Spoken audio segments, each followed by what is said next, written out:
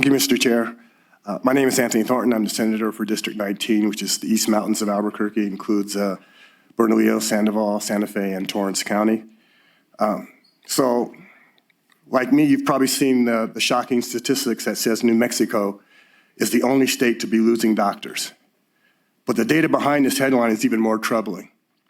According to research reported by the nonpartisan Cicero Institute last spring, 32 of New Mexico's 33 counties are health professional shortage areas. By 2030, only 5 short years from now, New Mexico is projected to be 2,118 doctors short of what we need. And worst of all, roughly half of the medical residents completing their education here in New Mexico would choose to practice in another state. So what does that mean for patients in New Mexico, including us, our children, and our aging parents and grandparents? The Cicero Institute goes on to report that New Mexico's physician-to-patient ratio is far below the national average and getting worse, especially when it comes to specialty care like gastroenterology, urology, and internal medicine. Now, just this weekend, I received a letter from a Dr. Casey Carroll. Dr. Carroll was raised in Roswell, New Mexico, graduated from Roswell High School, completed medical school at the University of New Mexico, and trained in internal medicine at the University of Colorado.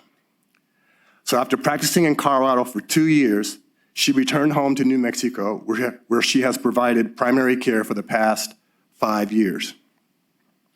She said that she is frequently asked by current patients whether she is accepting new patients, as their family members and friends are unable to find a primary care physician or are on a years-long wait list for a primary care physician. Others express concern about continuity, as she is often their 3rd or 4th provider in recent years. Access to specialty care is similarly strained. Routine screenings, such as colonoscopies, are being scheduled 7 months out, and wait times for specialists like endocrinologists or dermatologists often exceed 9 months. She stated that these issues were not present during her time practicing in Colorado, our neighbor just to the north. So Dr. Carroll stated that another significant challenge is the state's medical malpractice environment. New Mexico is widely regarded among physicians as a high-risk malpractice jurisdiction, which deters recruitment and retention. She stated that she has seen many colleagues leave for more favorable practice climates and is frequently asked by out-of-state peers about the malpractice risk here based on what they read online.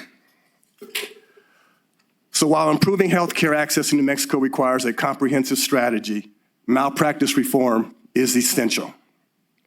Measures such as capping attorney's fees, restructuring payouts, raising the threshold for punitive damages, and joining national healthcare compacts would meaningfully improve physician recruitment and retention. New Mexico is bleeding doctors, and we have to stop the bleeding. If we don't, New Mexico won't survive. Our economy won't survive. Our communities won't survive. And even our loved ones won't survive. This isn't melodrama. It's the truth staring us in the face. And our constituents are demanding that the legislature address the crisis we're facing. I'm hoping that today we gain a better understanding of what's causing it and how we can solve it. We can't afford any more delays. Thank you, Mr. Chair.